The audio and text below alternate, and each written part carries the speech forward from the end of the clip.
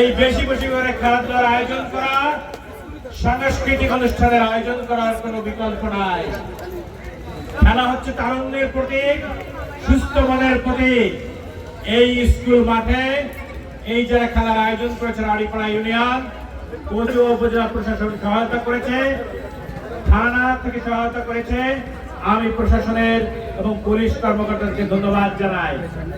আর এই অনুষ্ঠানে সদাই উপস্থিতি হয়ে আমাদের মন্ত্রী মহোদয় এই অনুষ্ঠানকে মহিমান্বিত করেছেন, তাকেও অন্তঃস্থল থেকে ধন্যবাদ এবং কৃতজ্ঞতা জানাই। এখানে এসে উনি আমাদেরকে উৎসাহ প্রদান করেছেন। সাথে সাথে আপনাদেরকে বলবো যে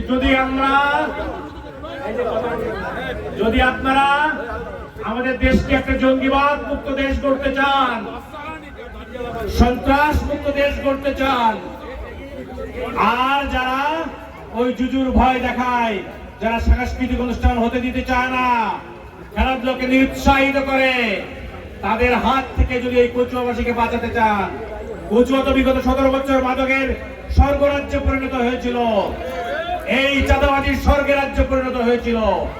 সেইখান থেকে উত্তরণের জন্য তারেক রহমানের সরকার, বিএনপির সরকার কিন্তু নিরলস প্রচেষ্টা চালিয়ে যাচ্ছে। আর সেই প্রচেষ্টার অংশ হিসাবে কচুয়া বিএনপি আপনাদেরকে সাথে নিয়ে প্রচেষ্টা চালিয়ে যাচ্ছে। আপনাদেরকে সাবধান হতে হবে যাতে করে এই দেশ কখনো আফগানিস্তান, সিরিয়া, লেবানন না হয়। এদিকে সতর্ক থাকতে হবে।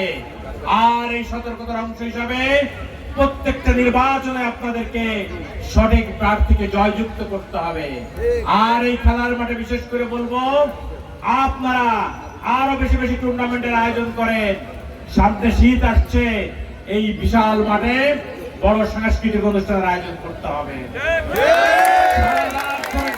পার্বণ চলবে, পালা চলবে, এখানে কচুয়ার মানুষ উৎসবে এখানে মেতে উঠবে। তো এই আশাবাদ ব্যক্ত করছি। আর বিজয় দলকে আবার অভিনন্দন জানিয়ে আন্তরিক শুভেচ্ছা, মোবারকবাদ এবং অভিনন্দন। খেলা একটি নিজেদের ভিতরে ভ্রাতৃত্বের জায়গা, এখানে জয় পরাজয় থাকবে, কিন্তু আমাদেরকে এই ভ্রাতৃত্ব বজায় রেখে খেলাধুলায় অংশগ্রহণ করতে হবে। বর্তমান সরকার খেলাধুলাকে গুরুত্ব দিচ্ছে।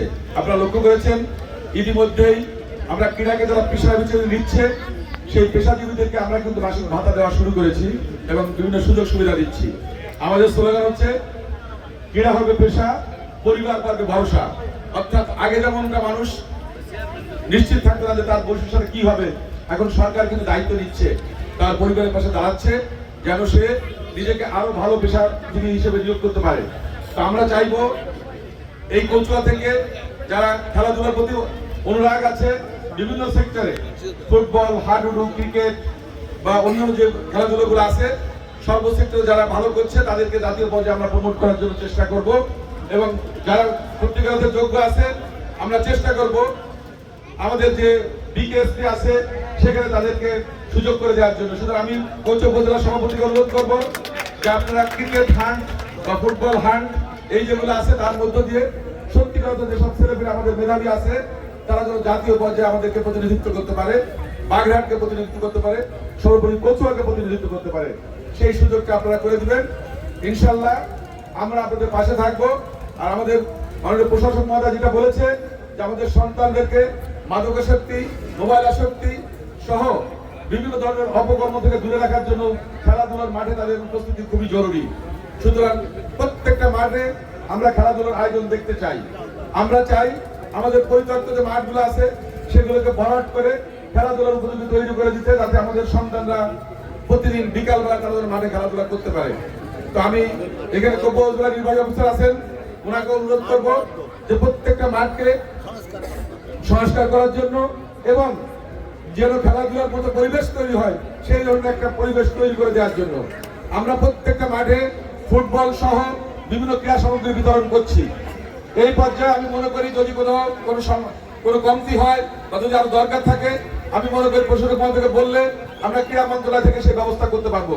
কারণ আমাদের চাচ্ছি আমাদের সন্তানরা খেলাধুলায় মনোনিবেশ করুক এবং তারা মাদকাসক্তি বা মোবাইল আসক্তি থেকে বেরিয়ে এসে আরো বেশি খেলাধুলার মনোযোগ করুক, সেটা হচ্ছে আমাদের প্রত্যাশা। আমি বক্তব্য বাড়াবো না, আমি যারা আজকে আয়োজন করেছে তাদের কৃতজ্ঞতা প্রকাশ করছি। উপজেলা প্রশাসন, আমাদের থানা বিএনপি নেতৃবৃন্দ, আমাদের উপজেলার প্রশাসনিক কর্মকর্তাবৃন্দ, আমাদের জেলা থেকে যারা আসছেন সবার প্রতি কৃতজ্ঞতা প্রকাশ করছি। যেহেতু আমি আনুষ্ঠানিকতা করে অ্যাড্রেস করিনি, কারণ অনেক সময় লাগবে।